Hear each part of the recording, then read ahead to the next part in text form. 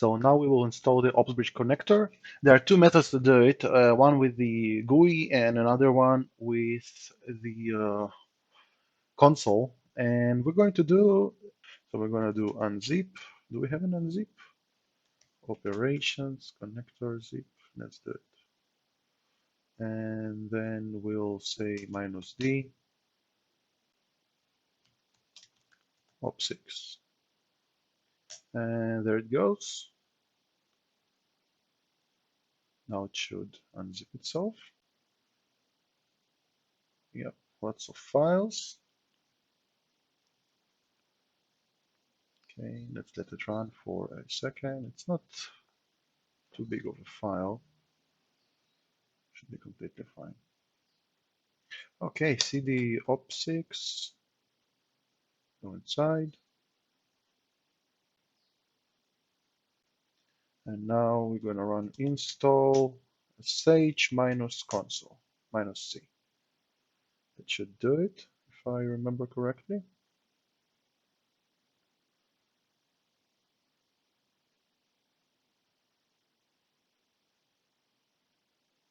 Okay, yeah. So the console need to be in full context. So I'm going to be so.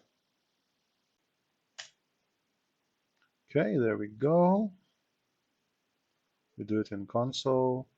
Now, basically, we need to agree to all of the defaults, and the only problem with the console method of doing stuff is, well, the license agreement. You kind of need to find the right place to click that yes button. Sometimes in previous versions it was a little bit more clumsy, but here it should be okay. So there we go. It's installing the agent files.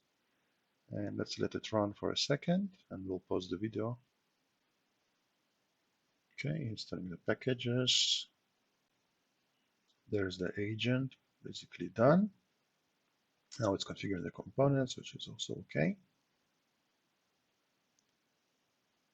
Let's see how it progresses. Okay, and the agent is starting. So at this moment, the agent is not bound to OBM at all.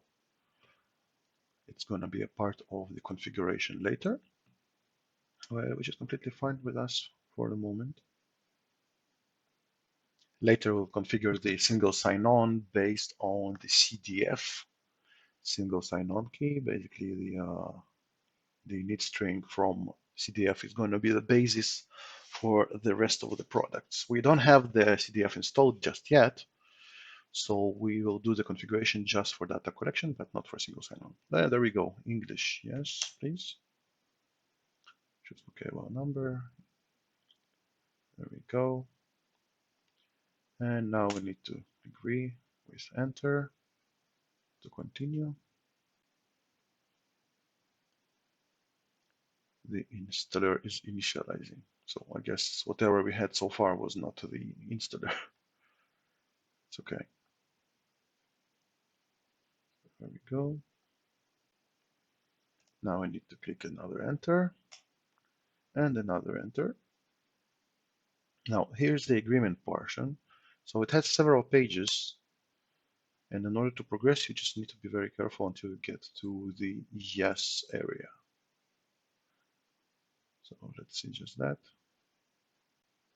Okay, and now on point 17 here, on Russian consumers, we can say yes and just go with it.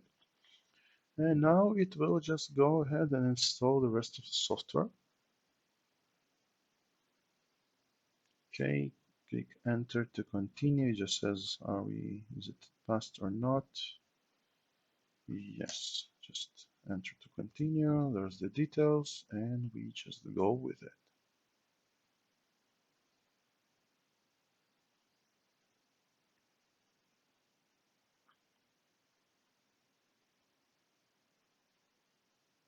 Okay, there we go.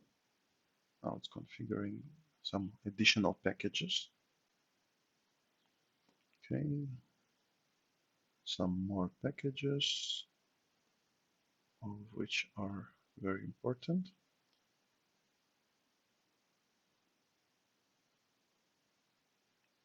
Okay. There we go. And the installation is done. So while we at it, let's run the configuration wizard. It would be this specific command. I just need to figure out if I have a full list. So it's going to be like this. SRV. No, fix that. SRV. It's going to be obm.exclusive.com.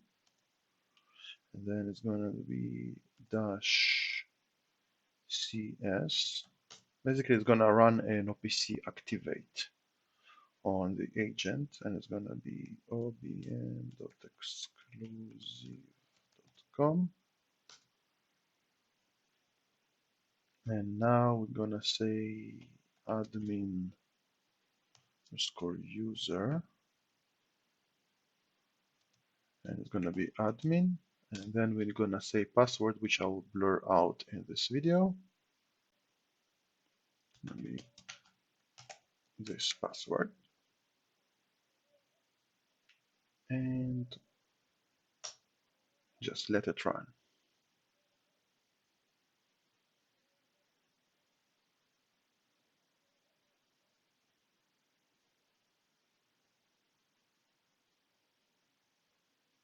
There we go.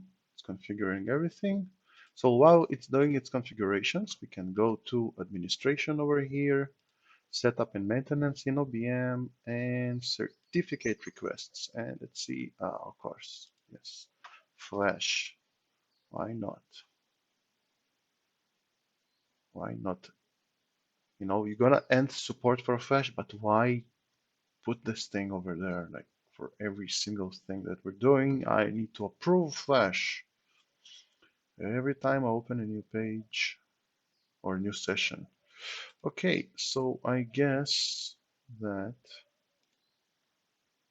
it's still configuring the operations agent, and we will know that it's actually working once we'll get a certificate request. There we go, and now it's finished. So let's see how it looks like on the OBM side. Oh, we might not have a certificate request for us. So this object connector over here doesn't want to connect to my OBM, no matter what. So let's see how we can fix it. First of all, when we try the OVCert, cert track doesn't send anything to OBM's direction over here. So we're gonna try a little bit of a different method. We're gonna run an OPC activate. Now this one is a little bit tricky. You need to find it first. So we'll do find slash and then minus name, and then going to be OPC activate. Go for it. And in a second, there it is. Now let's run it to see its help. Right click it. Oh, come on. It just ran it as it is. Okay, so let's try to do this. There we go. So it's SRV and cert SRV. So we'll do just that. So first is SRV, is going to be obm.exclusive.com minus cert underscore SRV, and then basically the very same thing.